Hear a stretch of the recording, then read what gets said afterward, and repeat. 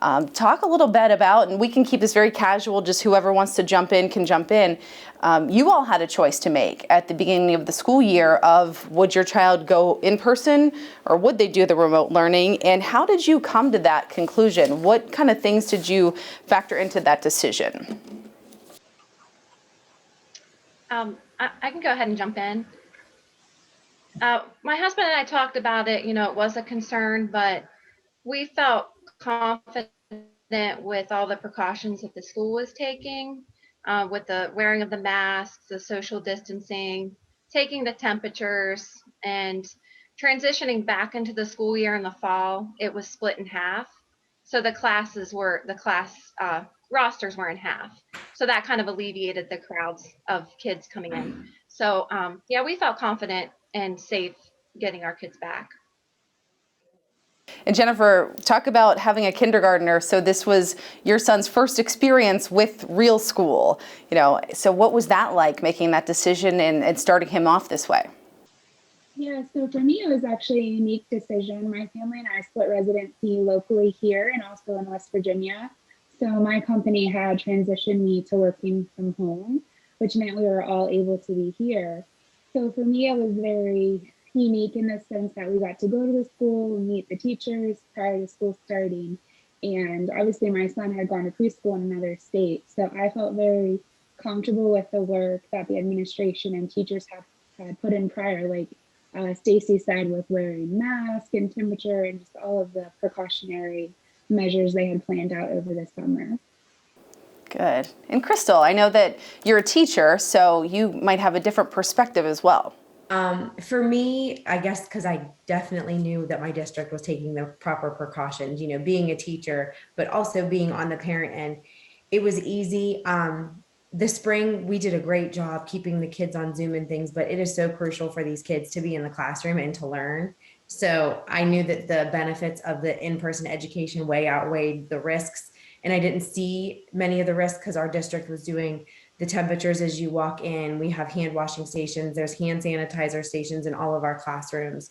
All of the kids were wearing masks. So I knew we were doing social distancing in the cafeteria and changing dismissals. So I knew that the boys would be in the best situation possible being in the classroom. Yeah. Did you guys have to go through any stints when they were out of the classroom and had to do virtual learning for any amount of time because of quarantine or school shutting down? Did anyone go through that at any point? We did not. So everybody was in person all year. Wow. Go through anyone. I'm sorry, Jessica, I didn't hear you.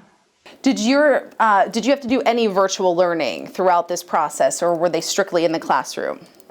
Oh yeah, so my boys transitioned back in the fall. It was 3 days at home doing remote learning with different worksheets, and they had meeting with their teacher on Wednesday, and then the end of the week they were in school for 2 days. So that it flipped with like half the kids going Monday and Tuesday.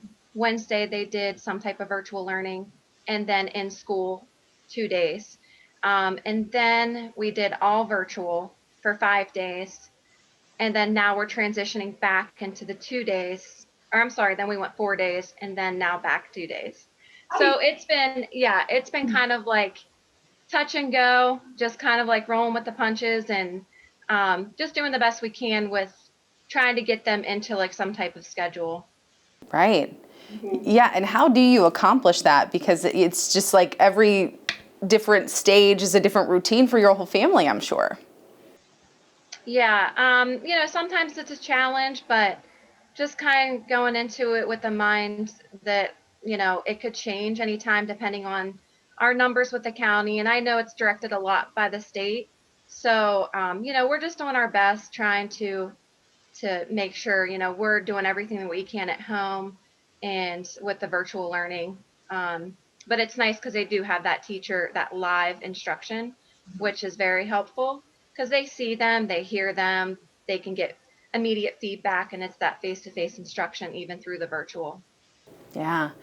What about the in-person schooling with all the protocols? How did they do with masks? How do they do with social distancing and everything else that we have to deal with now because of the pandemic? I can speak as a teacher and a parent on this one also. I was definitely worried about my first grader with the mask because he's very headstrong and was kind of challenged, but he's been great about it since day one. He wears it to school, my oldest one also. The kids within the school, we had them kindergarten through fourth grade had to wear them in our building at all times. They are given short mask breaks because we have the plexiglass dividers on their tables, but they did fantastic with it. And then towards Thanksgiving, when things were starting, the numbers were rising and cases were growing, we even started asking our preschoolers to wear them a little bit more. And I teach preschool, and those kids did great with it. They wear their lanyards, put their masks on, and no questions asked. It's just, they just go with it.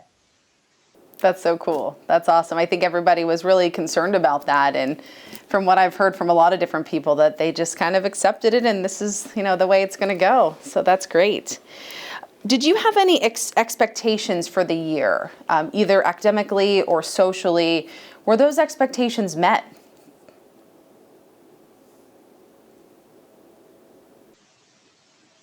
I'll speak for my son's behalf.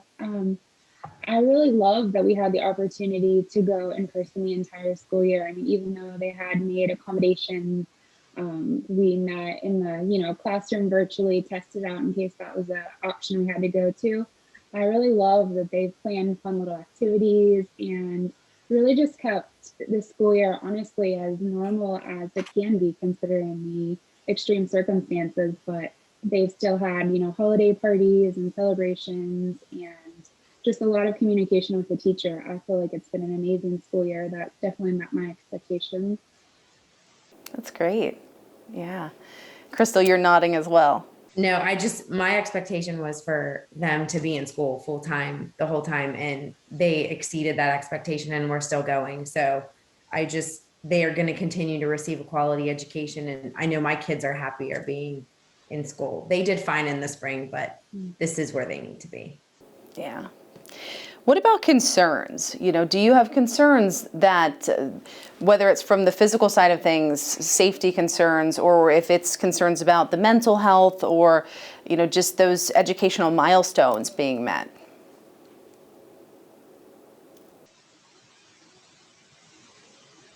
I think from our family, any concerns we had up front of just transitioning to a new school, a new area, the teachers are very adaptable. They were willing to hear, discuss that through the daily kind of communications through the text messaging system. I think that was really good to stay on top of any of those concerns. Yeah. Any concerns, Crystal or Stacy? You always worry about if your kids are going to fall behind.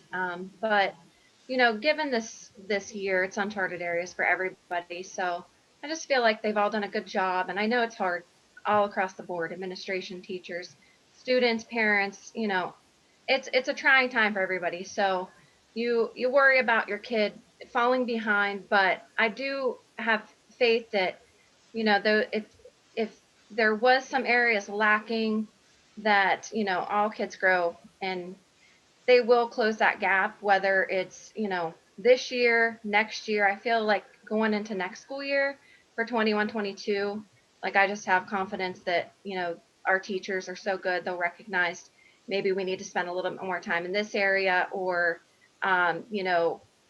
we can move through this lesson. So I feel like it'll all work itself out, and I don't have any concerns. That's great. So I think you probably answered my question, but have any of you considered retaining your children to repeat the year for whatever reason?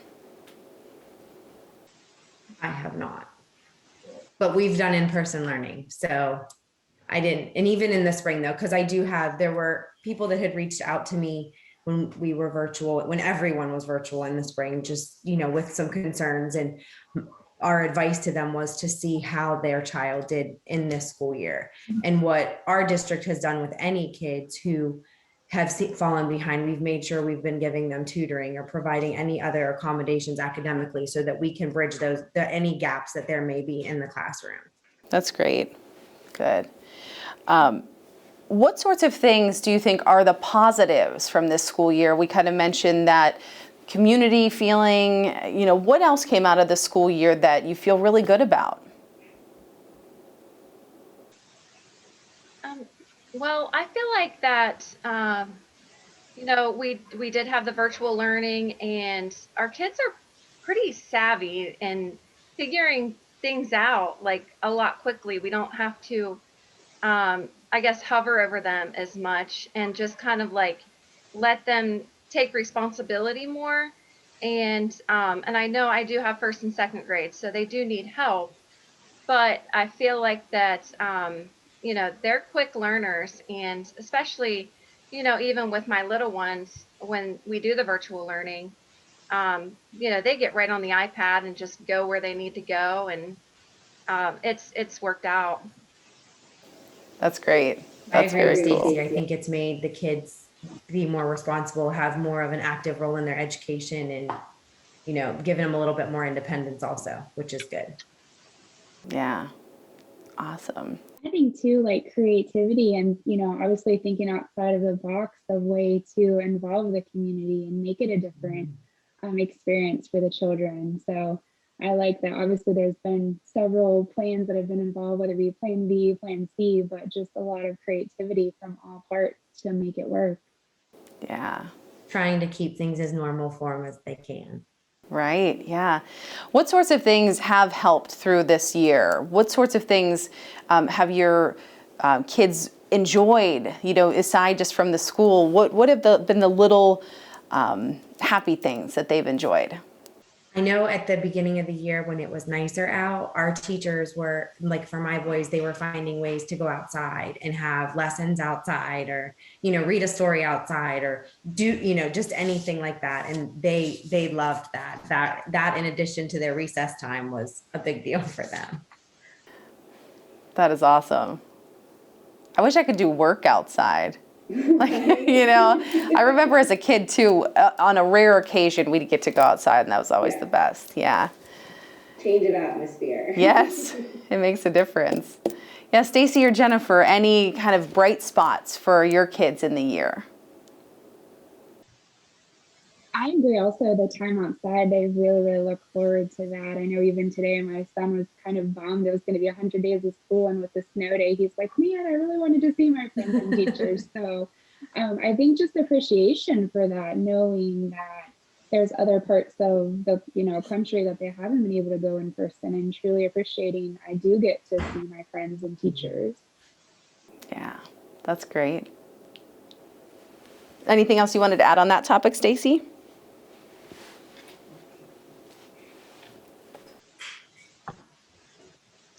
My kids, they've done well with both. They like to see their friends on their meetings and everything, and then so they still get to do part of that and get to see them in school. So, they've seen both sides of it, but I mean, they seem to be doing well, and they're just kind of doing what they need to do, and we're just there for them to help them out. Yeah, awesome. Do you have any advice? It seems like you've all had a good experience. Now, granted, I know that I'm sure were challenges along the way and routines flip-flopping and all sorts of things, but it just seems like you have a good handle on things. Do you have any advice for parents who maybe struggled a little bit more?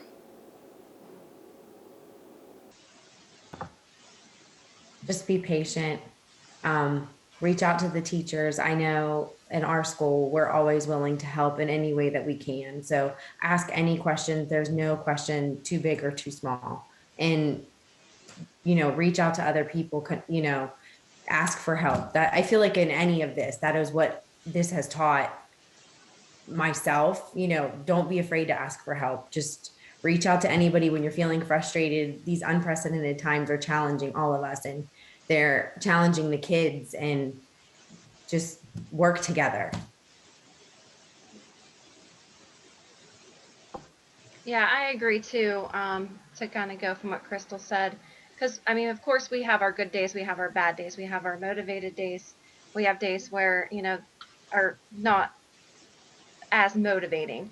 But just to keep reminding us, hopefully, the bulk of this is behind us, and just to move forward. It's not going to be like this forever. We're learning things each day, and I just feel like everybody is trying their best. Everybody has the kids' best interest, safety, education, and I just feel like we just have to remember we're all in it together, even though times do get tough. Mhm. True, true. Is there anything that you would change if you had this magic wand and you could make something different for the rest of the school year? Is there something else that needs to be in place, something that needs to go away? Any thoughts on that?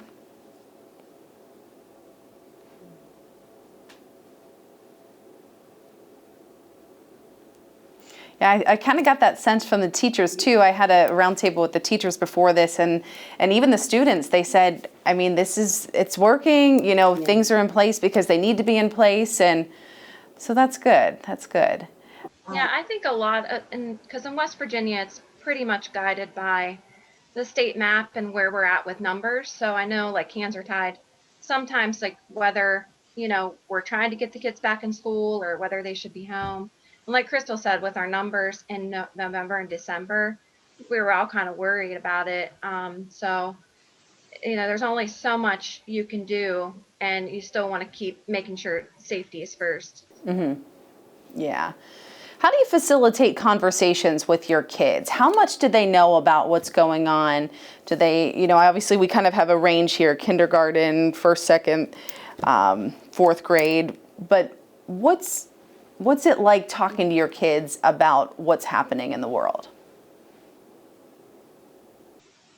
I actually enjoy talking to my kids about it. They're really inquisitive, and I think my younger one, because of my older one, he wants to know all of the same things he does. But I remember telling them in the spring, because they really struggled in the spring. They couldn't play baseball. They weren't seeing their friends at all and things like that. And I remember telling them, like, in my lifetime, I never thought that I would see anything like this, where we would be to a point where we couldn't have Easter with everybody, or, we're all stuck in the house or whatever. But I think now they now are more cautious about germs and things like that. And so if anything else, it's opened their eyes to that. They're funny. They'll walk around, or we'll be in a store or something, and they'll go, well, don't touch that because you'll get the Rona. I know it's not to that degree anymore, but they are actually. Just today, my older one and I were having vaccine discussion and things like that. So I think it's been another good education, another good learning opportunity for kids. Yeah. What's it like talking to your kindergartner, Jennifer? It opens up a lot of discussion about being adaptable and also being respectful and pointing out that there are different viewpoints and not everyone, has the same viewpoints, way they're handling it, and that we can be respectful. We can listen to what others think. And, some people's feelings, they might be a little afraid or they might be, fearful. So just allowing conversations around that and respecting that different people are in different spots given this situation. Yeah, for sure. Yeah. Well, any other closing thoughts? Something that we've talked about that you maybe wanted to chime in on and didn't, or something that someone has said that sparked something to mention, just in general about this school year with elementary aged kids going to school? Kids are resilient. So they'll adapt and they'll go with it. As long as we're positive about it, they'll be positive about it. Good point. Yeah, I just would like to take a moment to just send gratitude for, all of the teachers, principals, everyone that's put a lot of work into planning and thinking through all of the different options. I know there's been a lot of probably worry and concern on their part that is even untraditional. So just to express gratitude for making it all possible for our children. Yeah. Great. All right. Well, I thank you all again for giving up part of your night and your flexibility again and sharing your thoughts, and just wish you guys the best for you and your families and your kids. And we're going to air this. I will let you know the exact date, but it'll be later this month. We'll air some snippets in a news story, and then we'll put this, I believe we're putting the whole thing online as well. So you can go back and watch it. But thank you so much, and I hope you have a great night. Everybody be safe. Thank you. Thanks. Bye. Bye-bye.